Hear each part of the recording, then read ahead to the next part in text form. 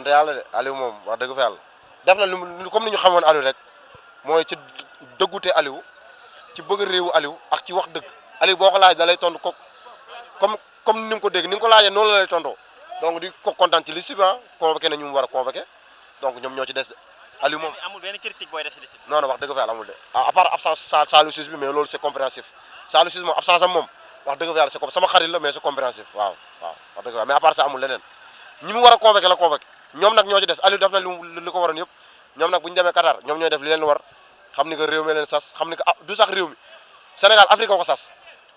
Sénégal boo yeneen dëkk yi c'est comme si ñoom demuñu coupe noonu ay Maroc yi ni ay Tunisie ñoom dafa mel demuñu coupe ñoom boole nañ ne non Sénégal donc Sénégal Afrique ko sas ñoom nag bu ñu demee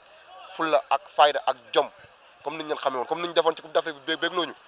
ñun on préfère ñu dóor ñu sax ñu joué moo gën ñu dóor te joué wuñu donc nañ ci def fulla ak fayda wan ni que le Sénégal c'est une grande nation de football en ce moment. Fodé Ballo-Touré di def football bu am solo Milan jàpp nga ne war na mën a remplacer. Fodé kay bu joué wul kay moom dañuy wax ak moom Fodé faut jouer de y a pas à 7h de midi à 14h Fodé donne tout Fodé faut même mourir sur le terrain Fodé amul sax nekk fi di seeral donne tout comme tu fais au Milan en ce moment amul ragal. kii di Keita Baldé bokkoon na si ñu doon encourager joueurs yi tey absence su Keita ndax sentir yaa du am. non du am dara yaa Gana Gueye kii là-bas grand yi ñu ngi foofu ak ñoom Gana Gueye ñoom Koulibaly yaa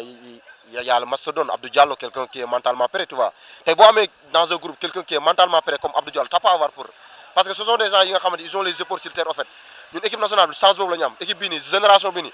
ils ont la tête sur les épaules c'est-à-dire yëguñu seen bopp yéen yëg seen bopp yi yéegaluñu seen bopp yenn niveau yi ñoom ñëppay ànd ñoom ñëppay nekk donc je pense que groupe bii nii ñu am nii buñ ci concentré wu xoolal dañuy tegle yeneen 6 coupe d'Afrique. discours bi mën nañ ko tënk ci wàccaay bi mooy maanaam wane ni que équipe bi pare na ñoom pare nañ jël nañ disposition yu war yëpp pour dem ci compétition bi donc je pense que discours bi c'est rassurant sentir nañ ni entraîneur boo xamante ne pare na pour dem ci compétition bi donc et que ñoom dinañ jël matuwaay yëpp d'ailleurs jël nañ ko suma juumul pour teg équipe bi ci condition yu baax moom it aussi je pense que du lu bees ci moom nekkoon demoon na coupe du monde en tant que joueur mu ngi delluwaat en tant que deuxième fois en tant qu'entraîneur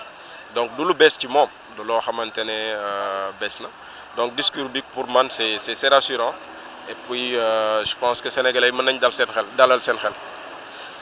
pour ce qui est de liste bi yaakaaruma ni mënoon nañ gis beneen liste boo xamante ne bu dul bii peut-être ci ñaar ba ñetti joueurs yoo xamante ne nekkuñu fi mooy peut-être Saliou Ciss jotul a ñëw mais bon comme amul club bettul peut-être ñu bari Diao Baldé nekkul ci groupe bi aussi peut-être mën nañ ne jafe-jafe yi mu amoon parce que ñëwul woon ci ñaari match yi passé match amicaux yi ñu joué woon donc dans l'ensemble je pense que quand même équipe bii nii moo fi nekk depuis quelque temps et que donc ci équipe bii la mën a wéeru pour am li mu am bii passé ci Coupe d'Afrique bi donc ci même équipe bi je pense aussi même groupe bi la mën a basé wu pour mën am benn participation bu baax ca Coupe du Monde bi. mukk ci àdduna tiit ak njàqare moom xoola dama koy tegee à côté xam naa li ma yore nous sommes champions d'Afrique malgré nous avons des blessures et tout mais yàqu ci dara équipe moom vraiment 11 la te 11 bi ñun gëm nañ ne incha allah war nañoo mën a jàppale boo ne Hollande nag di nga ne équipe bu mag a mag waaye ñun benn équipe waratuñoo jomm dara waratuñoo jaaxal suñu kanam képp ku ñu jaakaar loolu nañ jàpp ne dañ ko war a gagné ci njëkk ak teranga te noonu lay dem incha allah. alors blessure Sadio Mané bu ñu déggee ni coach bi waxee dafay firndal ne du bokk ci premier match bi naka nga nar a. waaw blessure Sadio Mané avant loolu sax man actuellement samay ndékki baaxatul ndékkeetuma te it bu ma ndékkee tamit añatuma vraiment mu doon loo xam ne tiitaangale tristesse mais d'après Aliou Cissé ba mu waxee ak ki gérer communication Sadio Mané ñun gëm nañu incha allah tôt ou tard Sadio Mané il va venir malgré sax premier match bi mën na koo raté mais yeneen match yi incha allah war nañoo mën a jàppale te am nañ ay Ismaïla Sarr am nañ Iliman Ndiaye am nañ Krépin Diatta ñoom ñëpp mën nañoo mën a combler absence leen daal la ñuy tiit ci côté leadership bi comme Sadio ni mu doon gunge équipe bi vraiment di leen pousser à ce que ñuy mën a gagner et tout ça ak li nga xam ne impact bi xam nga ko doon def ci équipe nationale Sénégal nag boo xoolee Sadio Mané ci terrain équipe adverse bi dañu obligé jël 3 ba 2 joueurs indi leen pour ñu taf Sadio Mané foofu dafay indi benn espace boo xam ne ni yeneen joueurs nañ ci mën a vraiment wane seen bopp bu baax a baax loolu mooy avantage Sadio. liste bi daal c'est ok. waaw liste bi moom macha allah satisfait quoi malgré maa ngi dégg cas Salif Ciss de même que Mbaye Diagne moom mi nga xam ne Aliou Cissé dañuy fàttale ne il y a 3 mois de cela mu ngi doon ko waxtaan ak moom benn vidéo ne ko sa ñëw ci équipe nationale Sénégal yaa koy liggéey à des conditions ngay dugal ay buts te gis nañ ne Mbaye Diagne mi ngi dugal ay buts il a 8 buts actuellement muy deuxième meilleur buteur à part Iliman Ndiaye derrière Iliman Ndiaye quoi ma doon loo xam ne dama koy poser question muy lan Aliou Cissé absence bu Mbaye Diagne boobu nan la koy justifier te moom moo ko digoon loolu daal laa mën di wax ci liste bi mais à part loolu moom lépp impact Saliou Ciss moom dane ku amul club du la convoqué c'est clair et net en plus dane bu doon convoqué Saliou Ciss papier bi muy yóbbu ban club la koy yóbbu loolu wax ji jeex na takk à part loolu moom sant yàlla liste bi impact dañuy ñaan yàlla ñu dem jàmm ak salaam ci Qatar indi coupe bi fii Sénégal comme ni ñu ko defee coupe d'Afrique. ci li ma gisee Sadio guérison am ñun moo ñu gënal su fekkee premier match bi yàlla def na fubalul dama yaakaar ni daal ñeneen xale yi ngeen xam ni moom ñoom la àndal dañu relever défi yi fi Sadio waroon taxaw yëpp xale yi at mouvement d'ensemble bi ñuy def dañu fatt turu boobu ba doo ko gis. d'accord ñu gis également kii di Saliou Ciss récemment mu nekkoon meilleur latéral gauche mu absenté si liste bi nan nga jàngatee mbir moom. xam nga man benn je suis dama fan équipe nationale ba pare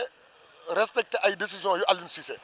parce que Aliou Cissé neexul ba neexul mais la nga xamee ni moom la ñu promettre woon yëpp ñun sénégalais yi du ñu def lu dul lu mu def rek ñu ànd ceeg moom xëy na su ko defee am na lu tax mu def ko waaw ñun daal li ñu koy ñaanal yàlla mooy yàlla yokk ko yàlla jàppale ko at xale yi nga xamee ni moom la àndal ba fi mu bëgg xale yi egg fa ñu egg fa. alors tey lan ngay yëg contentement di féliciter Aliou Cissé di féliciter équipe nationale yëpp di féliciter membres yi nga xamee ni ñoo fi nekk ñëpp di ñaan yàlla may ñu ndam. je pense que ni liste bi baax na bu fekkee ni Sadio mi ngi ci biir rek lépp impact bien vrai que ni il va rater le premier match mais on lui souhaite un très très bon rétablissement ñu wax ko ce sont les aléas de la vie et parfois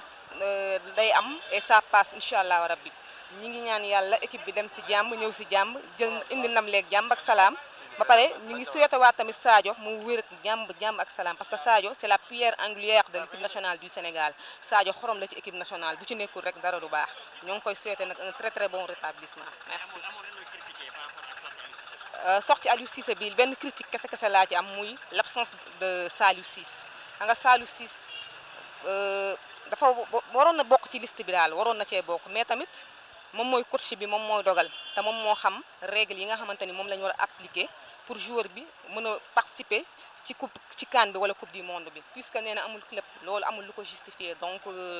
dañuy d'accord ci décision quoi à quelque sorte. Oui, je crois que le coach a clairement expliqué ses choix, il a clairement dressé des objectifs, donc moi j'ai confiance au coach et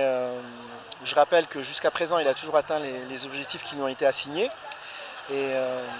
je pense que pour cette Coupe du Monde on ne dérogera pas à la règle. Alors Sadio Mané ne participera pas pour le premier match contre les Pays-Bas. Les Pays-Bas qui est une très grande équipe a souligné le coach. Est-ce que vous avez quelque chose par rapport à l'absence de Sadio Mané pour le premier match? Alors déjà je pense que la situation elle est encore floue, on ne sait pas si Sadio pourra ou non participer au premier match. Je pense que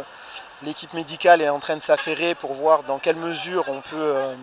rattraper le joueur avant le premier match. Si ce n'est pas le cas, je pense que comme l'a souligné le coach, on a un effectif de qualité, on a des joueurs qui seront capables de le remplacer jusqu'à ce qu'il puisse de nouveau être présent sur le terrain. D'accord, l'absence de Saliou Ciss, quel impact pour l'équipe? Saliou Ciss est un très bon joueur, un grand joueur. Après, je pense que le coach a fait ses choix en son âme et conscience. Après, je pense que le plus important, c'est le groupe. Et je pense qu'il y a de la cohérence dans ce groupe. Donc à partir de là, je pense qu'en tant que Sénégalais, en tant que supporter, en tant que technicien aussi, on se doit de soutenir ce groupe, de l'encourager et de l'accompagner jusqu'au bout de l'aventure. D'accord, rappelez-nous le nom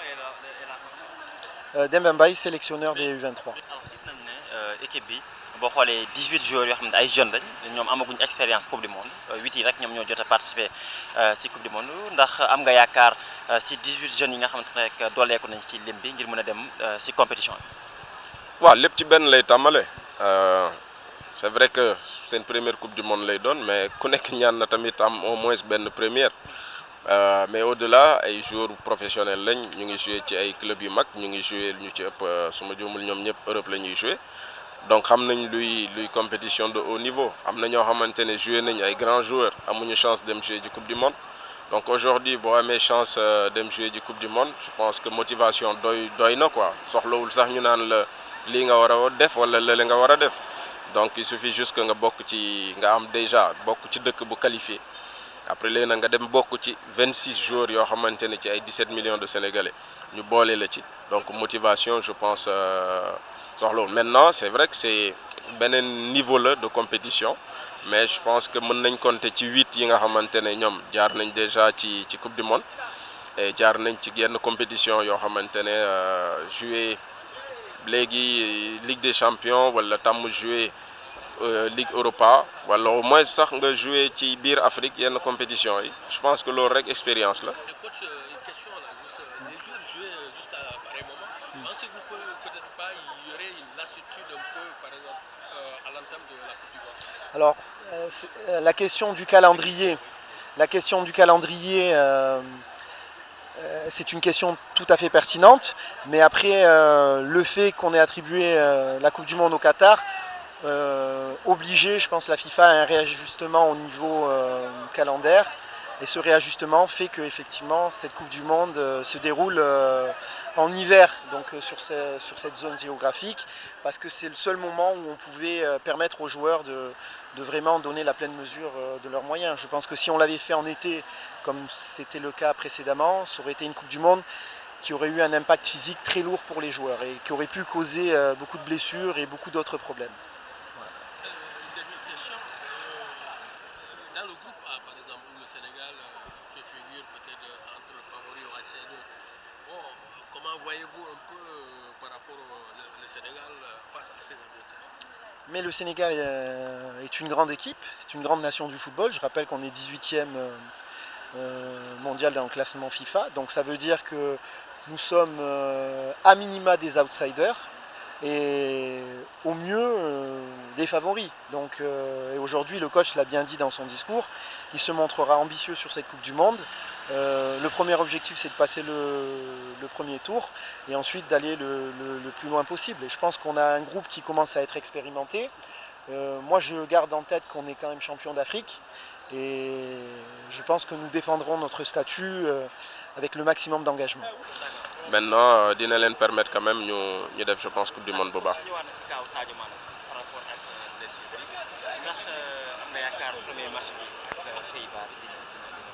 dañuy ñaan yàlla rek mu bokk ci premier match bi mais même si jamono ñu toll nii liñ jotagum gis xel mën naa tey tuuti wóorul mu bokk ci premier match bi mais blessure boo xamante ne amuñu ci lu bëree bëri comme élément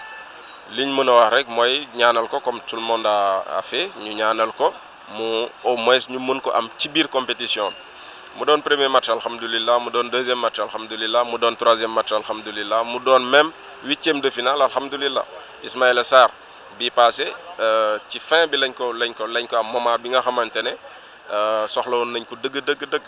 donc tey bu fekkee ni Sadio huitième de finale lañ koy soxla sant yàlla alhamdulilah donc loolu rek la ñuy ñaan pour qu'au moins mu ñëw nekk en forme mën a dimbali équipe bi mu dem nañ ñaan daal mu waaw tuuti naa trop pour xelal ko nag waaye bon je pense que quand même am na expérience bi soxlootul je pense ñu koy xelal ku def compétition Coupe du Monde nga def ko 3 fois nga participer ci en tant que joueur benn yoon en tant que entraîneur 3 fois je pense que soxlootul ñu lay xelal xam na fu mu jëm xam na ci fan lay teg tànkam xam na lan moo ko fay xaar xam na lan mooy compétition Coupe du Monde donc je pense qu'aujourd'hui comme li ñu wax il est suffisamment armé quand même pour yóbbu équipe bi fi ñu ko soxla.